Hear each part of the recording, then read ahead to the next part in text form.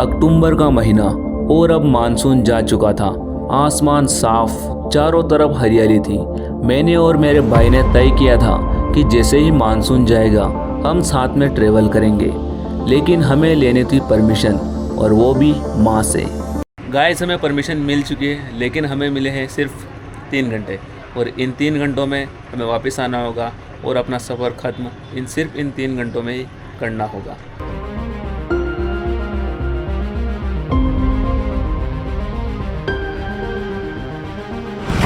फ़ायदे के चक्कर में नुकसान हो गया है, हम गलत रास्ते पर आ गए हैं। देखो कोई मिलता है आगे। हाँ, तो चोर समझ के पीट देते हैं इधर। सुबह के 7 बजे, धूप सीधी मेरे चेहरे पर है। ग्रामीण इलाका है। हम निकल चुके हैं एक और नए सफ़र पर। इस बार लोकेशन चूज़ करने का काम मैंने मेरे भाई अनिल को दिया है, जो भी फ़िलहाल बाइक चला रहा है। उसने इस बार एक नई चीज़ की है। उसने मुझे बताया कि हम इस बार एक शॉर्टकट से चलेंगे।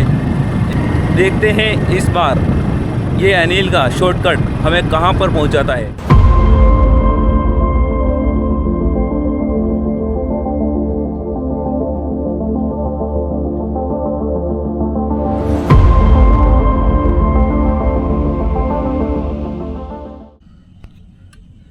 हमारा सफ़र शुरू हुआ था अकोला से। अब हम आ चुके हैं संगेसरा, जो कि लगभग 12 किलोमीटर दूर था।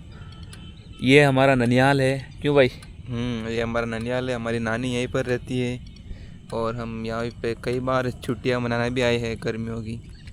हाँ, बचपन में मैं वैसे जब 10th में पढ़ता था तब यहाँ पे आया करता था बार बार, और इसी नदी में, अब तो नदी की हालत देखो आप, लेकिन इसी नदी में हम नहाया करते थे। तो अनिल, एक बार मैप में देख ले। हाँ, मैं मैप चेक कर लेता हूँ, फिर वही कहीं गड़बड़ हो जाए, गलत होगी। जगह चले जाए। चेक करो मैप में भी। सो गाइस, अनिल ने लगभग मैप देख लिया है। कितना टाइम लगेगा भाई अब पहुंचने में, बता? 23 मिनट लगभग। चलिए यहाँ से निकलते हैं हम।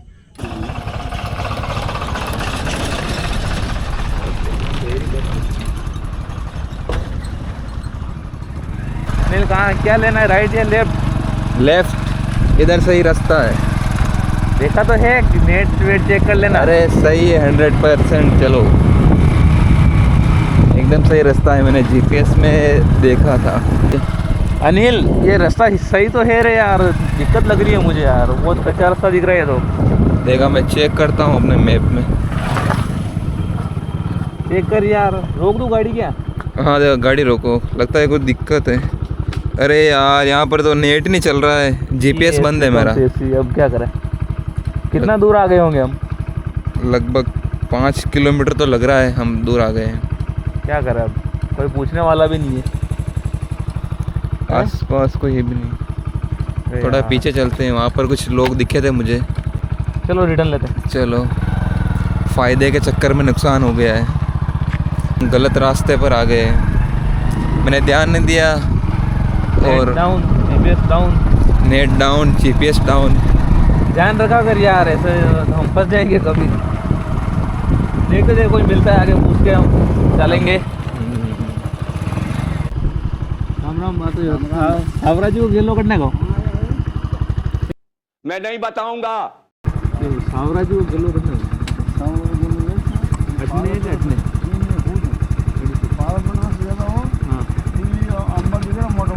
हाँ, रोड है। हाँ, वहाँ घूमिया वटनू हटना, घूम गया वहाँ वटना वटना घूमना हो। ठीक है, धन्यवाद। अब चल गया मैप, नेट आ चुका है। गाइस, हम अब जाके सही रास्ते पर निकले हैं। देखते हैं हम कितनी देर में पहुंच पाएंगे। जल्दी के चक्कर में हम और आधा घंटा लेट हो गए यहाँ पर। अभी हम बीच में थे, और हमें बच्चे लोग हमें कह रहे थे कि वो देखो देखो पुलिस वाले जा रहे हैं। ठीक है, चोर नहीं समझा। चोर समझ के डंडा मार देते तो। नहीं नहीं नहीं। जैसे ही हम इस पवित्र गेट के उस पार पहुँचे, एक अलग ही एहसास हुआ। श्री कृष्ण जी की मौजूदगी का एहसास, भक्ति का एहसास और प्रेम के उस शांत माहौल का एहसास हुआ जिसे शब्दों में बयां करना मुश्किल है। गाइस, अब हम आ चुके हैं इस सफ़र की हमारी पहली मंजिल। वो है ये, आप हमारे पीछे देख सकते हो। दोस्तों ये एक सिर्फ मंदिर की कहानी नहीं, ये एक हिडन मिस्ट्री है जो हमें ले जाती है 1840 में। जैसे ही हम मंदिर के प्रांगण में कदम रखते हैं, ऐसा लगता है मानो हम एक अलग ही दुनिया में आ गए हों। अब हमारे सामने थी मंदिर की सीढ़ियाँ, जो हमें स्वर्ग की सीढ़ियों की अनुभूति करा रही थी। सीढ़ियों के दोनों ओर खड़े हाथी सावरिया सेठ जी के साथ साथ मानो उनके भक्तों को भी सलामी दे रहे हों। ऊपर फहराते झंडे और उन पर पड़ती सूर्य की सुनहरी किरणें मानो खुद सावरिया सेठ जी की रोशनी हम सब पर बरस रही हो। हर दीवार पर की गई नक्काशी कला के साथ साथ आस्था की कहानी भी कहती है। अंदर की चमचमाती कांच की दीवारें श्री कृष्ण के तेज से जगमगाती लग रही थी। हर कोना बस यही कह रहा था, ये सिर्फ एक मंदिर नहीं, धरती पर उतर आया वैकुंठ का धाम है। गाइस, यहाँ से हमें आगे कैमरा बंद करने के लिए बोला गया था, फिर हमने फ़ोन से रिकॉर्ड किया। अब आप दर्शन कर रहे हो सावरिया सेठ जी के। इसके अलावा ये जो मूर्ति, ये सबसे बड़ी मूर्ति है। सावरिया सेठ जी मंडपिया वाले हैं, वो मूर्ति थोड़ी छोटी है, लेकिन ये सबसे बड़ी मूर्ति है। इसको यहीं पर प्रकट स्थल पर ही रखा गया। अब हम चल पड़े हैं उन मनमोहक मूर्तियों के दर्शन करने, जिनके बारे में सुना था कि एक बार देख लो तो जिंदगी भर नहीं भूल पाओगे। हर मूर्ति, हर नक्काशी जैसे आपकी ज़िंदगी में एक नया पन्ना जोड़ देती है। यहाँ भगवान विष्णु के दिव्य रूपों का दर्शन हो रहा है, वो जिन्हें सृष्टि का रक्षक कहा गया है। विराट अवतार मीराबाई सूर्य भगवान, गायत्री माता, नरसिंह अवतार,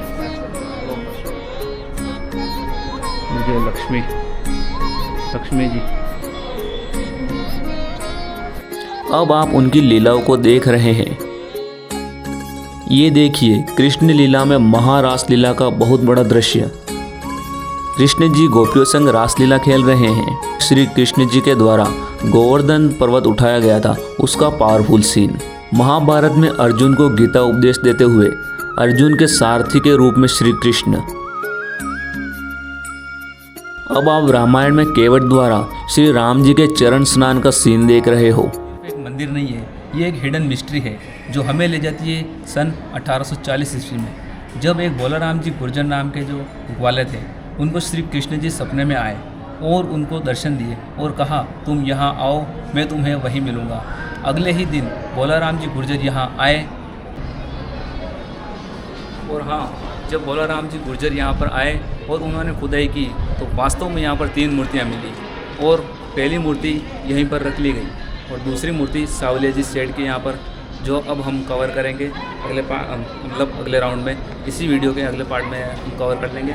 इसके अलावा और तीसरी मूर्ति और है बादशोड़ा, वहाँ पर भी हम जाएंगे, लेकिन छोटा सा क्लिप होगा वहाँ का। तो दोस्तों, यहाँ पर हमने एक बात ध्यान से नोटिस की होगी, इस हिस्ट्री से हमें ये पता चलता है कि ड्रीम्स टर्न्स इनटू रियलिटी, सपने सच होते हैं।